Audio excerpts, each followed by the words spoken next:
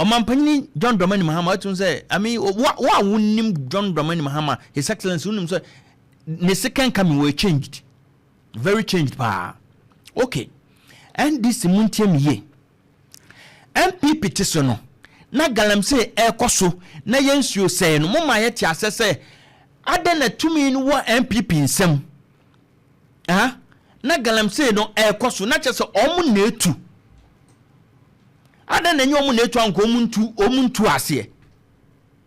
sanse tumi no ewo nsem na wohwem kura na NPP mpanyimfo na etu ampani NPP na sati committee Professor Frimpong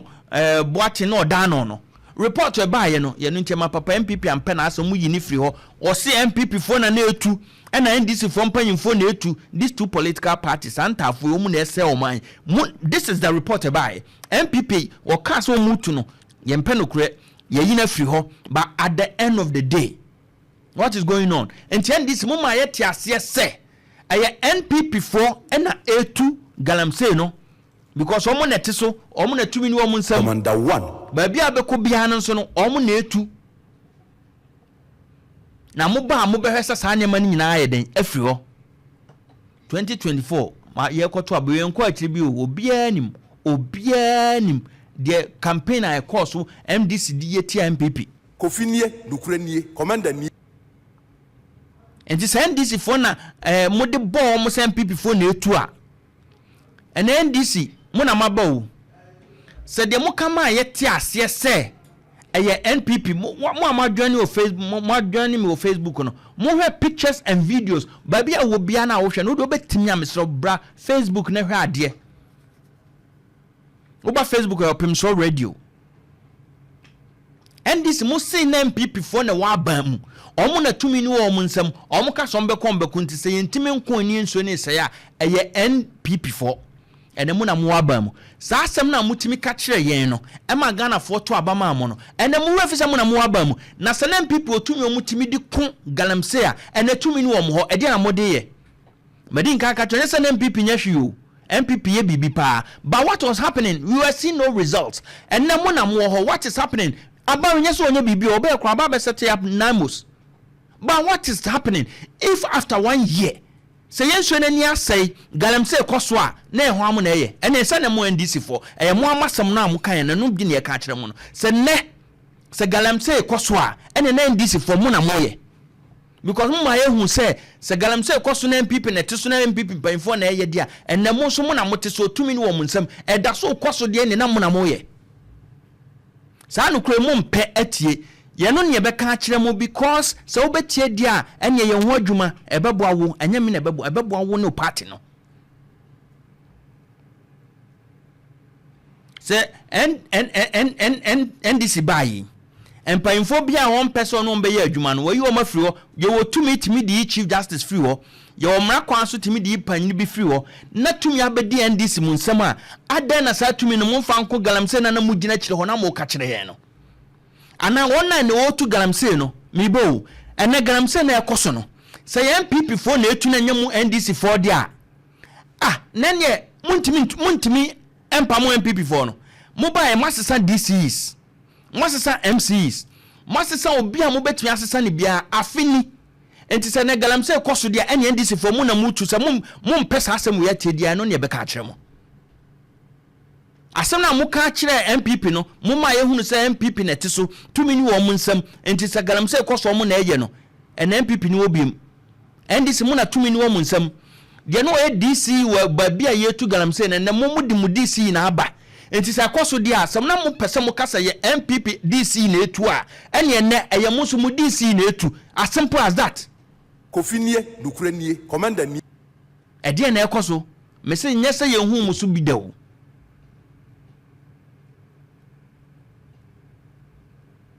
MPs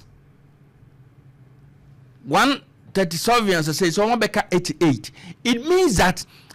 most of the MPs no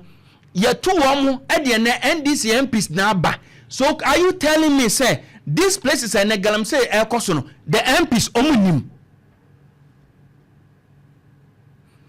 and now when you DCs no e de mu DCs na ba these places na ekoso no mu DCs no omunim so omunim de na mada said na mu free NPP ada no se mu omunkrofo ya mo amode o maba no so omunim de a ene o mada because NPP for na A2 ena mo maba ena mu ntimi mpam wo mo de ane na mfa so be na wo so se NPP nso ni ho na mo na maba na ekoso de ene na mo na mo ye se Galamsey ekoso de ene NDC mo na mo ye mo kwa mo kire se aban oteso no na ye eme ye hunu ye enti se ekoso de ene NDC mo na mo ye sa nokra mu mpa tie dia ene mo go back you see and 2024 manifesto na mo de be kire Ghana for no nimdia ko akira ama eye easy wa wutie me bia just you can google NDC manifesto 2024 ubenya de mo de be ka kire Ghana for nyina mo printing kama colored red green ni nyina wom bibia mo pese mo ka bia from resetting the economy and creating prosperity for all mo chapter 1 no chapter 2 jobs for all 24-hour economy ewom Ghana's framework for industrialization ewom eye de mo nsema mo ka nyina mo put into manifesto and launch ye be kire Ghana for nyina wa abuni me kasa u Google NDC manifesto 2024 ubenya copy PDF copy eda ho enti mo amfa mo nsem no mo fa mo nsem a mo ka kire Ghana for no na mo nhwe se no ho adwuma na mo ya eno anu no Ghana mo na nya di no yete ebo na o hye ebo nti wo hwe ebo na wa hye Ghana for na obisa ho se eno ho adwuma na me ya utimi ya Ghana for no uni asem o wo adwuma anya exactly ombe kick you out and NPP ni e ka chom se de e koso no enye sa na mo ka kire ye enye ma ye hu no enye sa na ye hu $1 to 4 cedis wo si nipa ne incompetent wo de aba 16 ye ka wo pese wo kire se wo kire mu ama ye ntiase wo nim nyansa nim ade sin obia Ghana for kan wo da bi wo na nim ene wo ne enti na send this ye kan mo pa mu ntie mu de mo pa ma mu ntie na that free ride na mo nya ne no a time is coming sama anya mo nyama ya Ghana for nyeso mo hu musu bido me de me kan de wo akere wo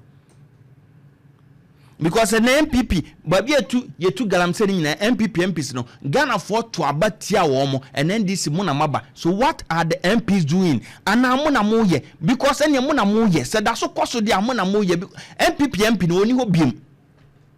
communities no districts na yetu Galamsey wo no ene NPP DCs na ho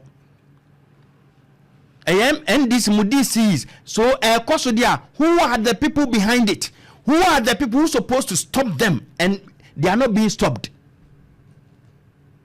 Mo share Facebook no. San krofo the information I'm getting is where anadwo, they say anadwo and yetu all because ya catch from said 9 months beba ho operations beba ho so now anadwo no mutu Galamsey no. You are coming to tell me say a NPP apamu o mo ko and this mo na mote so what is happening?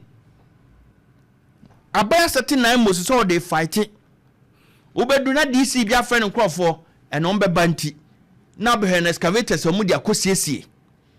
na anadwo eno mu ye adwuma mo fi se mo ha obi ana oman no MPP ni NDC say de aduru ne se mo pese mo sen no na mo wuko asema mi bi se NDC no MPP ti so ne hu se mo na asam mo de campaign tia wo mo and MPP ko what are your DCs doing our district na sa enyema ne koso no MPP ti so na chema untumi akonta mining na nado kwa be ka che se wonye bibia no ma waye mo ba ye mo ba me ate ase se akonta mining forest reserve na no otu mu Galamsey NDC mo ba na mba me hu se akonta mining otu Galamsey or forest mu na nado time wo se no bibia nsi I have the voices ana mo ba ma ye te ase se akonta mining say obwa otu Galamsey or forest out of that a leading man ubeka LI 2462 ana ma ho kwan say you beat me yes ade no e forest na aban cry den ye firi ho enti e ba ne se na da so etu Galamsey e wo yen forest na yenso no guso say yen fa ne MPP ba haye no MPP ko ye NDC mo ba haye no mo be pam wo mu nyina NDC ntubi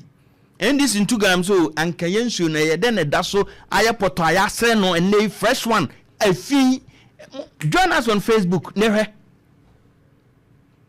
Send NDC mo ba ya afini ena nka mo muntu Galamsey ni bia me ka bibia se nka nso na nyate nano naimos eko obunso Eastern Region National Anti-Illegal Mining Operations Secretary koya woni ba bia manfo otu Cocoa Board demonstration farm section bi ti o Cocoa Board ya ban asase o demonstration farm bi ena ye tu Galamsey wo so eye den na ban asase ye tu su Galamsey ndi one Cocoa Board for muni omu ahunu omunim DC on onim MP on onim the questions na bisa NPP for no no mum party no Ghana for chom sentence kokko no bisa mu the same thing ene kota non off River BC enso na say enso ne ba enyenyenye River BC enso na say yegusu say no meanwhile wo DC wo ho no mo won na head of district security council wo ho Mrs. DC yi no bisa se wo MPP ni ana wo NDC ni Kofi me de meka akire wo no kura na ye kan ebo ma enye wo de ba anya ni de nti ne ba ha wo ye de ya ye beka o promises no it's not all about Abia city stabilization Ghana for nye heli aban no the fact that enye say bibi so atekura na you can even plan knowing say cedi to dollar exchange rate at 11 and at most we dey menya no 12 kura between their planet initially wasn't so ye be bomb baso was ha kwan so but mon kan say nye no kwan ne amamuo because nye no kwan promises amode ma yen Galamsey nkwa ye fa Galamsey nkwa ba ni ye bi pa na nado nso no ye bi ba ye hwehwe sana na emos aban ye bi pa ba ye hwehwe because enso na sa sre biem asai ya Galamsey no koso dika bisa sa na emos omo kwa senkanya Galamsey na ekoso a aya na excavators na bi omo hyehye no aya ho amo excavators na omo hyehye no ena senya aban na wo so asa na ma na ekoso a MPP4 ena ba ma pam wo mo because mobile MPP4 nyina toilet kra na MPP4 tia no jijis kakra mpam wo mo nti edi ebiem na nka yentimi entwa Galamsey no yenyin free ho commander ni edi enti na nka yentimi nyin free ho ade no okwa te sadabodabo twe no konsa ne se dabodabo asenye dabodabo de mo ka kire MPP4 no ye bisa mo sabi se na MPP to so mo se tumi ni wo mo nsam omun krofo na eye omun krofo na DCs omun krofo na eye mo so mo bai mo krofo na mo de o maban ende Galamsey ni koso e ho amo anasa MPP4 na mo ntimi mpam wo mo ntimi mpam obi otu Galamsey DC ne ne betria tu ayi Chief Justice Tano North River BC mo nkwohe na no Central Region diaso Krobi Town Park ewa apadentra mini Erastus videos of free ho buy na areho e said ye tu Galamsey na anajo ni etu no sana MPP tiso na ndisi mo se e omu na etu dia na mo maba 2 mini kramo na amos ne na still ye tu empotu na anajo dia ene e said ye na mo ma ehu sa MPP omu na etu na ene e mo so o ma mo ehu se ne mu na mutu we NDC ni ade mekan me say mo pese some say 2028 MPP dia ha mo ba mo ma ba 2060 ene mo nya mo niam yi mo se mo amfa mo manifesto no one resetting the economy and creating prosperity for all mo chapter 1 mo hwe sub headings ni niam mo digu ase no mo mfa mo ana mo kan se mo baye na mo mfa nya adwuma na mo hwe saga ene afa na mo kase mo nyima MPP ahwefo na mo nyima no mo mfa mo manifesto no mfa nya adwuma job for all 24-hour economy fantastic policy aban so de beba sana nanado be catch say one district one factory ema Ghana fo nya ntiase say district bi ebesi factory ho ekowiase na omo say o factory bi ono ma na aban abeso na sene mo chechire mu ye campaign one district one factory chechire mu no ebe wiase no na MPP chechire mu differently say oh there be ukwanye say oh ye constituency bi ye locality bi ono ma yi bi ho no dada no akoso master okay and NDC move 24-hour economy we hear adwuma fra no pa no otwikosi no numa opon mu chechiri mu a 1 year ni ehun nsam te san ehun nsam etesen policy no mbechirem fantastically a kire Ghana fo baba ne baso a me say se ne de mu enjoy no the honeymoon is over Ghana fo de mo ni hwemo Ghana for be yo NPP that gene say Ghana for be to abatom kra sese ananyo mu ya sese de kwan mu afaso atuati omu basa no na mane nyam nwa media make and I'm cautioning you, take your manifesto job for 24-hour economy na mudi dwa ni pasum eni aden ewai of course abani yebi was it adwuma wura nkokon kitinkiti me say de wo ye bia na eye wo na promise yen yo ye no na wo so hweye for book no nkokon kitinkiti ana Ghana framework for industrialization mu chapter 3 de ho no bisa say de ne ye fa ho powering growth through infrastructural development chapter 4 enwe me kai pa say ban dia betudwa o mampanyin dia tudwa say be kakra Ghana aha be construction site because there will be massive infrastructural development roads ni ade e ba say koto ba de mu kan de mu ka kire na Ghana for e de betutu de omu hu restoring good governance and fighting corruption aban ba ye corruption fighting akosen aban ba ye no corruption fighting akosen mesimu amfa mo manifesto na de mo kan no mo misa se eno ho adwuma na mo ya na because eno ho adwuma na Ghana for hwese mo beye na wonye na wo nkyiremu pa mo de mo nkyiremu me ya hu bi pen mo nkyiremu NPP kyiremu bi saa one district one factor mo kyiremu se de Ghana for hu no na wi a che na different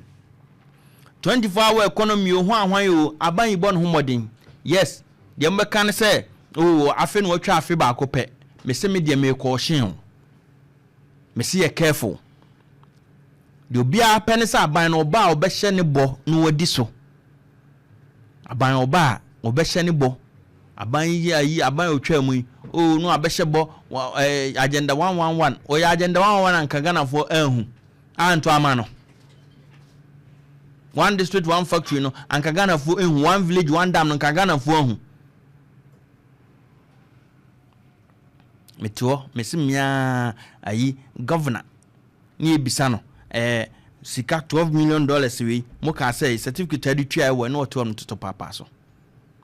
aba we so be fight corruption ye hwe no usore na kwano foriata de oye bia mo enye kwano foriata nko obi a wadi Ghana ska bia mo nchinu ntum ube kaya corruption eye kitten o Ghana ye politics mo corruption na Ghana for perceive say the first NDC amamone wo mu no eno kan bi kura ka ho ne to abama na ado danko ye no ntino ba obe make sure so be establishing the office of the special prosecutor ena aba